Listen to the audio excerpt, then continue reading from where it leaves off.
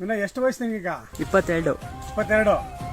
ಓ ಆಯ್ತು, ಅಂದ್ರೆ 20 ಇರೋದು ನಿನಗೆ 50 ವರ್ಷ, ಅಂದ್ರೆ 70 ಅಂದ್ರೆ 50. 50ರಲ್ಲಿ 25 ವರ್ಷ ಮಲಗಿರ್ತೀಯ, ರಾತ್ರಿ ಎಲ್ಲ ಮಲಗಿರ್ತೀಯ, ಓಕೆನಾ? ಮಲಗ್ತೀಯ ಇಲ್ವಾ? ಮಲ್ತೀನಿ. ಮತ್ತೆ 25 ವರ್ಷ ಹೋಯ್ತು, ಇನ್ನು 25 ವರ್ಷ ನಿನಗಿರೋದು.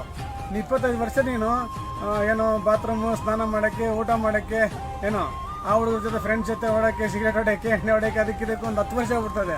ಇನ್ನು 10-15 ವರ್ಷನೇ ಇರೋದು ನಿಂಗೆ ಲೈಫು. ಈಗಿನಿಂದ ಏನಾದರೂ ಮಾಡ್ಬೇಕು ನೀನು.